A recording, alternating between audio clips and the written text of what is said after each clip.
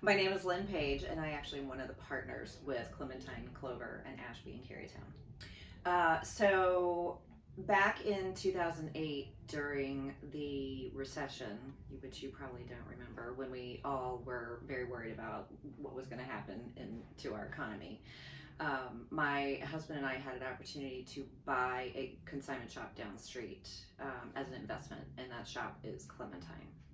So it was not as if we were interested in jumping into the secondhand clothing industry. It just happened to be an opportunity for us. And so 13 years later, we now have 3 stores. so it's not, I would say, not exactly what we were expecting, but a very pleasant surprise.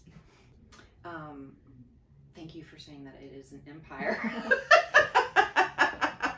Oh my goodness, that is a big word.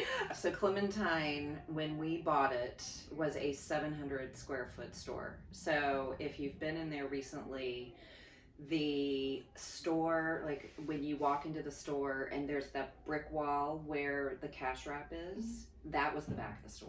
So that gives you an idea of how small the store was. And literally the cash wrap was a table with a person who was doing it all by hand. Like I could show you, like we were literally doing everything by hand. All of our consigners were in binders.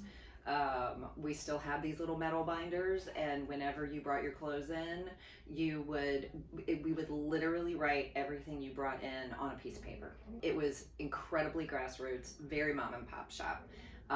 But it worked for us. And that was actually, we bought Clementine from the previous owner. She was, she'd gone to VCU. She was in her 20s. When 2008 came along, she had gotten married. She was about to have a baby, and it was just something she wasn't going to be able to do anymore. So fortunately for us, Clementine was a thriving business, and our goal was to just continue operating it exactly like Leslie did, because everybody loved it. They loved everything about it, and we didn't want to change anything. So that was very, very important to us, that we had this seamless change of hands. We really didn't want anybody to know that she had sold the business to us, because she was the face of the store.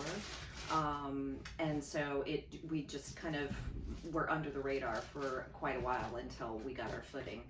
Then all of our growth has been through opportunity. And so we've just been really fortunate that way. So for example, these young women who were consigning at Clementine were growing, getting married, having babies, and then they asked us, where's your children's consignment store? We need a place to sell our children's clothes. So we happened to have an opportunity to rent some space across the street from Clementine, and that became Clover, which is this store. And that store opened in 2010. That was a very small space as well. We grew out of it very quickly, and then had the opportunity to actually buy this space and open this up. So meanwhile, Clementine, as I was saying, was a 700 square foot space. It's now a 1,300 square foot space. So we were able to knock out the back of the store and build as much as we possibly could. Clover, this space is 1,100 square feet. And then when Ashby came along, it started as a 2,600 square foot store, and we have now made it into a 4,200 square foot store. So as you can see, over 13 years, a lot of growth. And we still find ourselves growing out of our spaces, just because consignment, this whole industry, which, just so you know, back in 2008, we had no idea at the time that the consignment industry was going to explode the way that it has. We've grown very organically, in the sense that you didn't ask me this question, but a lot of people are interested in knowing how Ashby came along, and our stores are very different. Clementine is intentionally designed to be a small, curated consignment shop for women, and so that's very intentional. And then this store was designed kind of as we call it the baby sister store to Clementine. And the intention here is also to sell just a very curated collection of children's clothes and maternity clothes. Here we really feel like the women who shop in Clementine and the moms who shop here in Clover, they don't have time for that. They just want to come in, they want to know that they're getting great deals on great brands, and they can get it done and go home. The Ashby started in 2012, I think it was, and we literally, again, it was an opportunity. Because Clementine is so small, we were finding that the supply and demand was very off.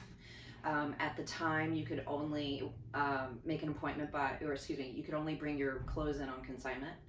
And those appointments, because of the size of the store, we knew we could only take in a certain number of pieces, and appointments were like 12 weeks in advance. And we decided to have what we called a weekend warehouse. And we thought, what would happen if we kind of opened up the spigots and let people come to Clementine, let women come and bring us everything. So it was an interesting experiment, and I mean, it was a great one. So what happened was, so we spread the word that we were going to allow consignment at Clementine without an appointment. You could just show up and bring us your clothes. We literally had a line at 10 o'clock in the morning down the street.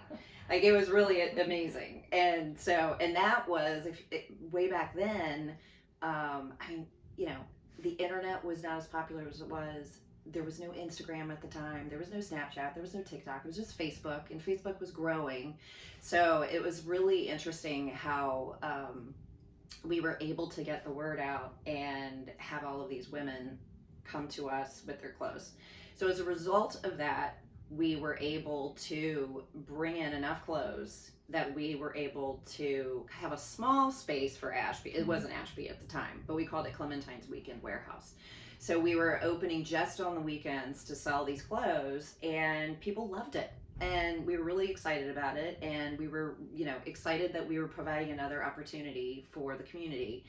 And then that space became available to us. And we actually took the opportunity. We went to the brand center at VCU, and we asked a group of students to come and create Ashby for us. So we told them what we wanted, we gave them the parameters, and these students came back to us and came up with the name Ashby, which was really exciting for us. We loved it. So it started out, again, as a clothing store for women. We were then able to bring in men's clothes, and now we have the local maker section. And so again, we've just been able to grow and grow and grow based on the demand of the Richmond community. So again, that's just been pretty exciting for us. I would think our biggest challenge has simply been the growth of the secondhand industry. And that's obviously not a bad one. That's a great challenge. We, as I was saying earlier, we had no idea that this industry was going to grow like it is growing now. I mean, this industry is expected to, I think, by 2029, it's supposed to be like an $80 billion industry. But, given this growth and given the popularity of secondhand fashion, we are just finding new opportunities around every corner to grow, which is great. So it is a challenge because we are constantly trying to find ways to do that, and to provide other opportunities for people here in Richmond. But yeah, it's just that kind of growth is can be a challenge every single day. The other piece to that is that with that growth, because we are trying to find new ways to grow, and we have like the amount of clothes that people in Richmond want to bring us, and obviously there are other ways to sell your clothes. I mean, and like I said, when we started, there was no online opportunities to do this, and our only competition was here in Richmond.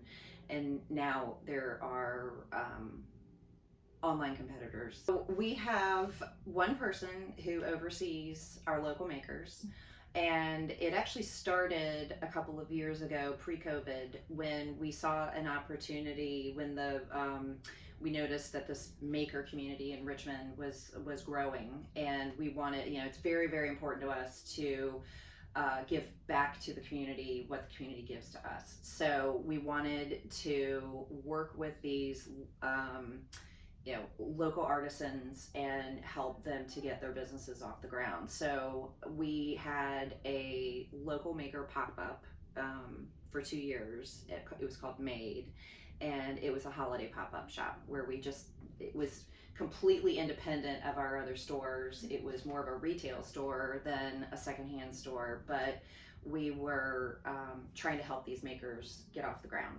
So as a result of that, we took a lot of those makers at the end of our last season of doing that and brought them to Ashby, which is also because I noted that we had expanded the business. So we had space in the store to do that. So you basically apply to work with us. And when Mary is deciding who to select, she is looking at, one, they have to clearly be local. We try really hard just to stick with Richmond, but sometimes we have some makers who are outside of Richmond who have really interesting products, and they are kind of in line with what we're trying to accomplish. So we look at them too, but we try to keep them local to Richmond. And then it also has to do with what they're selling, and we want to make sure that we feel that their products are going to be popular with our customers and our target market. And then price point is really important. I really enjoy sales and working with customers, so that gives me a lot of energy and satisfaction when I can be face to face with customers. I mentioned to you that I'm usually kind of behind the scenes. I'm not usually there on the sales floor and working behind the register, but it's great when I have the opportunity to talk to consigners and talk to customers and make sure that we're giving them the service that they deserve. The experience that you get as a customer in our stores is very, very important to us.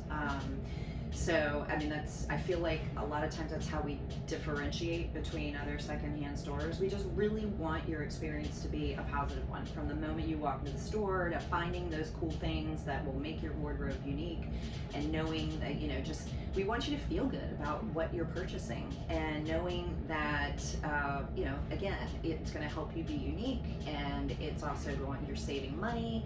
I get really excited too when I see I do. One thing I didn't mention is in this store I do all the intake for the clothes, so I'm responsible for choosing all of the clothes we sell in the store. And I will grab something and see something, I'm like, oh my god, this is I get really excited about what we're taking, so that some other mom will find it and be able to buy it for their child. So that provides a lot of satisfaction to me. I genuinely love our staff. We started with when we started when we took over Clementine, it was just I had one business partner at the time, and so the two of us were working with, I think, 2 part-time sales associates, and now we have, I think it's around 26 employees. We have a management staff, we have our sales staff, we have support staff who handle all of the entering all of our intake into our database. So we definitely have a lot of employees that we're working with now, but I love the fact that they are young and they keep us on our toes, and they, it's just fun to work with them because they're high school students and college students and young people they're very diverse, and they care about what they do, and they help me to kind of keep my fashion up to date. They help us all culturally as adults to really be sensitive to what's happening in with today's culture. It's great. Also, this is a family business for me. My husband's involved, my kids are involved. You saw my son just tried to pop his head in. He's in high school. He actually works as a sales associate in Ashby as a part-time job.